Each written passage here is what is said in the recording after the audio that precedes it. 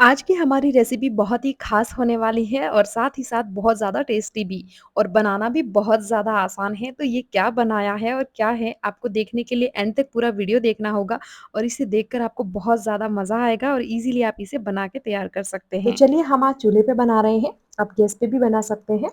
तो यहाँ पे हमने लिए हैं बैंगन, तो जो बैंगन का भरता हम बनाते हैं यानी कि बड़े वाले बैंगन आप ले लीजिए, तो उस पे हमें सरसों का तेल लगा लेना है और इस तरह से उसे अच्छे से हम कुक कर लेंगे। तो आप डायरेक्ट जाली में भी कर सकते हैं, अगर आपके पास ये सुविधा नहीं है तो गैस पे आप लोहे का तवा रख लीजिए, उसके ऊपर सरसों का तेल डाल दीजिए और बीच में से 2 पार्ट करके यानी कि आधा काट के आप उसके ऊपर इन सारी चीज़ों को सेंक लीजिए। यानी कि 1 टमाटर लिया है मैंने, लहसुन लिया है और साथ ही में ये 2 बैंगन अच्छे से कुक हो जाए, यानी कि जब तक अंदर से ये पूरी तरह से कुक ना हो जाए तब तक आपको इसे पकाना है और इसे घुमाते रहना है, चारों तरफ से पका लीजिए। साथ ही में हम यहाँ पे कट कर लेते हैं प्याज। तो यहाँ पे हमें मीडियम साइज़ का एक छोटा-सा प्याज चाहिए, तो प्याज हम कट कर लेंगे नॉर्मल जैसे हम कट करते हैं, यानी छोटे-छोटे क्यूब्स में आपको कट कर लेना है। साथ ही में एक थोड़ा-सा प्याज आपको एकदम बारीक चॉप कर लेना है, क्योंकि यहाँ पे हम बनाएँगे सत्तू का थोड़ा-सा भरावन भी हमें रोटी के लिए चाहिए, तो उसके लिए थोड़ा बारीक प्याज काट लें। 2 हरी मिर्च को बारीक काट लीजिएगा। इसी के साथ 2 हरी मिर्च हम साथ में जो हमने बैंगन पकाए हैं उसके साथ भी हम रख देंगे, तो 2 हरी मिर्च को आप उसमें भी इस तरह से रख दीजिए। चलिए ये पक रहा है, जब तक हम साथ ही में हमारी दूसरी तैयारियाँ कर लेते हैं, तो हमारा टाइम बच जाएगा। तो ये सारी चीज़ें कट करने के बाद थोड़ा-सा यहाँ पे अदरक का एक आधा इंच करीबन एक टुकड़ा आप कट कर लीजिएगा, जो कि हमें आगे लगेगा। एंड यहाँ पे मैंने लिया है करीबन 1/3 कप जितना ये सत्तू का आटा, यानी जो रोस्टेड चना होते हैं ना, उसे आप मिक्सर में ग्राइंड करके बना सकते हैं और रेडीमेड है तो बहुत अच्छी बात है। बारीक कटा हुआ प्याज डालेंगे, अदरक, लहसुन और हरी मिर्च का ये पेस्ट डाला है मैंने। साथ ही में आप ये थोड़ी-सी काली मिर्च डाल दीजिएगा, बिल्कुल ज़रा-सी, और इसके साथ डालेंगे हम अजवाइन। तो अजवाइन को दोनों हथेलियों पे अच्छे से क्रश करके आप इसमें मिला दीजिएगा। इसी के साथ ही इसमें हम मिलाएँगे अचार। आपके घर पे कोई भी अचार हो, मेरे पास यहाँ पे गाजर और नींबू का अचार है, यानी कि खट्टा है काफ़ी, तो मैं वो मिला लेती हूँ और यहाँ पे थोड़ा इसमें जो तेल है वो भी मैं मिला लेती हूँ। अगर आपके पास खट्टा अचार नहीं है तो इसमें नींबू का रस डाल दीजिएगा और 1 चम्मच भर के मैंने यहाँ पे सरसों का तेल डाला है, साथ ही में थोड़ा हरा धनिया डाल के अच्छे से इन सारी चीज़ों को मिक्स करें। ऊपर से आप कलौंजी डाल दीजिएगा और ये हमारा मिश्रण बनकर तैयार है। अब इसे हम साइड में रख लेंगे और तब तक हमारे ये बैंगन बहुत अच्छे से पक गए हैं, तो इसे एक बर्तन में आप निकाल लीजिए और ठंडा होने दीजिए। तो यहाँ पे हमने जो ब्रश किया था ऑयल वो बचा है, उसी में हम निकाल लेते हैं और ये ठंडे होने के बाद इसका छिलका जो है वो ऊपर का हमें निकाल लेना है। और हम रखेंगे यहाँ पे तवा, तो इस तरह से जैसे मैंने बताया था, मैं जो मटर भूनने थे, लेकिन मटर ना ऑलरेडी छीले हुए थे मेरे पास, इसीलिए मैं डायरेक्ट नहीं रख सकती थी, तो मैं तवे पे इसे भून लेती हूँ। तो आप चाहें तो इसी तरह बैंगन और टमाटर को भी तवे के ऊपर तेल डाल के भून सकते हैं, अगर आपके पास चूल्हा या फिर जाली नहीं है, या डायरेक्ट गैस पे अगर आप नहीं भूनना चाहते हैं ताकि गैस खराब ना हो, तो इस तरह से भी कर सकते हैं। अब ये जो बैंगन हमने भुने हैं और टमाटर भुने हैं, उसके ऊपर का छिलका निकाल देंगे और छिलका निकालने के बाद अच्छे से इसे मैश कर लेंगे। ये लहसुन की कलियाँ भी हैं, ये भी बहुत अच्छे से कुक हो गई हैं। थोड़ा छिलका हटा लीजिएगा आप, इस तरह से ईज़िली निकल जाता है और सारी कलियों को आप इसमें डाल दीजिएगा। और इसी के साथ ये मटर भी हमारे सीख गए हैं, तो मटर भी हम डाल देते हैं।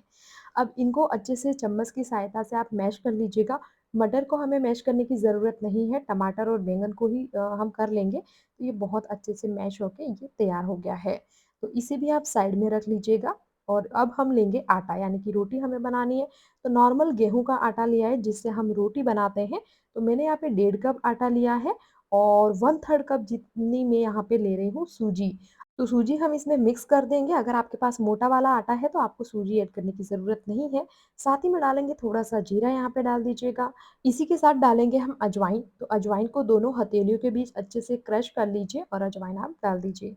साथ ही में स्वाद अनुसार नमक डाल देंगे हम और इसी के साथ में यहाँ पे आपको ऐड करना होगा घी। तो देसी घी लिया है मैंने, वो ये छोटे 3-4 चम्मच मैंने ऐड कर दिया है। अगर आपके पास बड़ा जो खाने वाला चम्मच होता है तो 2 चम्मच भर के या फिर 1 बड़ा चम्मच भर के आप ऐड कर सकते हैं, जिससे काफ़ी ज़्यादा सॉफ्ट बनती है हमारी रोटी। अब पानी से हमें इसका आटा लगा लेना है, जैसे हम बाटी का आटा लगाते हैं ना, उस तरह से टाइट आटा लगाना है आपको। बहुत ज़्यादा हम जैसे रोटी बनाते हैं उस तरह का आटा नहीं लगाना है। तो मैं आपको दिखा भी दूँगी एंड में। ये थोड़ा-थोड़ा पानी लेके आटा हम लगा लेंगे अच्छे से टाइट, बहुत ज़्यादा पानी नहीं डालना है आपको, एंड आटा लगा के तैयार कर लीजिए। तो जब तक हमारा आटा लग गया है और बाकी की भी चीज़ें रेडी हो गई है, तो आटा लगने के बाद हम सबसे पहले बैंगन जो हमने बना के रखे थे, पहले उसे कुक करेंगे और इसके बाद हम बनाएँगे रोटी।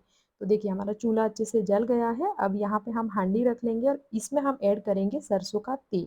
इसमें डाल दीजिएगा थोड़ा-सा जीरा और थोड़ी-सी राई डाल दीजिए, ये ऑप्शनल है, अगर स्किप करना चाहें तो कर सकते हैं। इसी के साथ यहाँ पे आपको डालना होगा सूखी लाल मिर्च और यहाँ पे तेज पत्ता डाल दीजिएगा और खड़े धनिया डाल दीजिए, जो धनिया के बीज आते हैं ना वो। और ये जो प्याज़ हमने काट के रखा था वो हम डालेंगे और इन सब चीज़ों को अच्छे से मिला के हम इसे पकाएँगे। इसी के साथ बारीक कटा हुआ अदरक और एक हरी मिर्च जो हमने काट के रखी थी, वो हम इसमें मिलाएँगे और इसे अच्छे से कुक कर लेंगे। तो हल्का-सा कलर इसका जब चेंज हो जाए तब मसाले ऐड कर दीजिए, जैसे कि हल्दी पाउडर डाल दीजिए आधा चम्मच और 1 टीस्पून जितना यहाँ पे रेड चिली पाउडर डाल दीजिए, साथ ही में थोड़ा-सा धनिया पाउडर डाल दीजिए। अगर आप चाहें तो मसाले को स्किप भी कर सकते हैं, नॉर्मल हम जो लिट्टी के साथ बनाते हैं ना चोखा, वैसा भी बना के आप खा सकते हैं, बट ये थोड़ा ज़्यादा अच्छा लगता है। साथ ही में ये जो बैंगन का सारा मिक्सचर हमने बनाया था, वो हम इस पोजीशन पे ऐड कर देंगे। पानी डालने की बिल्कुल भी ज़रूरत नहीं है, ऐसे ही ये पक के तैयार हो जाता है और स्वाद अनुसार नमक आप डाल दीजिएगा और यहाँ पे थोड़ी-सी मैंने कसूरी मेथी डाल दी थी, ये भी ऑप्शनल है, नहीं डालना चाहें तो स्किप कर सकते हैं। गरम मसाला डाल दिया है और सारी चीज़ों को अच्छे से मिक्स कर लिया है। थोड़ा-सा कुक होने दीजिए, ऊपर से हरा धनिया डाल दीजिए और ये पक के तैयार है। तो अब हम इसे साइड में रख लेते हैं। चलिए, अब बनाते हैं रोटी। तो हम इसके लिए लेंगे एक तवा और ये जो आटा आप देख सकते हैं, कुछ इस तरह से एकदम सख्त आटा लगा के हमने तैयार किया है और अब हम इसकी रोटियाँ बना लेते हैं।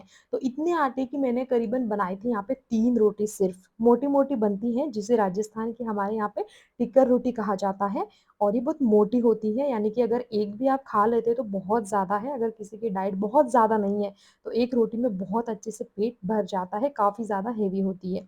अब ये जो सत्तू का आटा हमने बना के रखा था, इसे हम इसमें भर देंगे और बहुत ही ज़्यादा टेस्टी लगेगा। अगर आप चाहें तो इसके बिना भी बना सकते हैं, बट इसके साथ बहुत ज़्यादा टेस्टी लगता है और ज़रूर से बनाइएगा। बहुत ज़्यादा हेल्दी भी होता है ये, बच्चों को भी दे सकते हैं आप इसे और इसे आप दूध या चाय के साथ भी खा सकते हैं।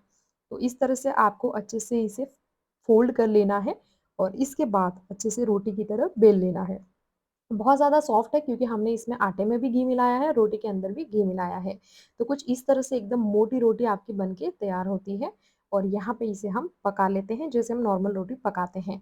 तो अच्छे से इसे घुमा-घुमा के पका लीजिए। इस रोटी को ना हमें एकदम कड़क करना होगा, ये सॉफ्ट बिल्कुल भी अच्छी नहीं लगती है, तो इस तरह से निकाल के आप इसे पकाइएगा। यानी कि मोटी रोटी है तो आपको 2-3 बार घूम के अलग-अलग एंगल से इसे पकाना होगा। तो चूल्हे पे तो ये बहुत ही आसानी से पक जाती हैं। अगर आप गैस पे पका रहे हैं, तो तवे पे पकाने के बाद जाली अगर होती है तो उसके ऊपर रख के आप हल्का-सा गैस फ्लेम ऑन करके भी पका सकते हैं या फिर इस तरह से भी आप कड़क कर सकते हैं। यहाँ पे फ्लेम बहुत हाई था इसलिए ये फटाफट से बन गई थी और मुझे ज़्यादा कोई दिक्कत नहीं आई थी। कुछ इस तरह की बन के तैयार होती हैं। इसके बाद मैं क्या करूँगी ना, ये जो जाली है इसके ऊपर रख देती ताकि ये बहुत अच्छे से कड़क हो जाए, यानी कि एकदम कुरकुरी सी हो जाए, ऊपर से क्रिस्पी हो जाए। तो ये बहुत ही ज़्यादा अच्छे से टेस्ट देगी आपको। तो ये बन के तैयार है। अगर ये आपको ऐसी दिख रही है ना, इतनी दिखनी चाहिए, इतनी ज़्यादा कुक होगी तो ही ये अच्छी लगती हैं। आप इसे पूरी प्लेट में सर्व कर सकते हैं तो अच्छी बात है, नहीं तो आप इस तरह से कट लगा सकते हैं। बहुत ईज़िली कट हो जाती है ये और हमने इसके अंदर जो सत्तू का आटा भरा था वो भी बहुत ज़्यादा अच्छा दिखाई देता है। कुछ इस तरह से ये देखिए, बहुत ज़्यादा टेस्टी है और बहुत ही अमेज़िंग लगती है ये। तो ज़रूर से आप ट्राई कीजिएगा। तो इसको इस तरह से आप सर्व कर लीजिए और साथ ही में आप यहाँ पे डाल दीजिए ये जो बैंगन का भरता या फिर चोखा जो भी आप इसे बोलना चाहें, वो हम रख लेते हैं। बहुत ज़्यादा हेल्दी और टेस्टी है ये। इस तरह से कुक करते हैं ना हांडी वगैरह में और चूल्हे पे, इसका टेस्ट बहुत ज़्यादा अच्छा आता है और ये बनकर तैयार है। आप तोड़ के देख सकते हैं, बहुत ज़्यादा सॉफ्ट है और बहुत ज़्यादा टेस्टी है। ऊपर से भी फिर हम घी लगा लेंगे तो इसका कलर बहुत ज़्यादा अच्छा आता है, टेस्ट भी बहुत ज़्यादा बढ़ जाता है। तो मेरी तो ये रेसिपी बनके तैयार है। अगर आपको पसंद आई हो तो प्लीज़ इसे लाइक कीजिएगा और चैनल पे नए हैं तो चैनल को सब्सक्राइब कीजिएगा और साथ ही में मैं तो यहाँ पे खा भी लेती हूँ और आप भी फटाफट से बना के खाइएगा, बहुत ज़्यादा अच्छी लगेगी। उम्मीद करती हूँ आज का ये व्लॉग आपको अच्छा लगा होगा और साथ ही साथ हमारे घर पे काम करने वाले जो आंटी आते हैं वो भी आ चुके हैं, तो मैं 1 प्लेट उनके लिए भी सर्व कर देती हूँ और उनको भी ये खाकर बहुत ज़्यादा अच्छा लगा।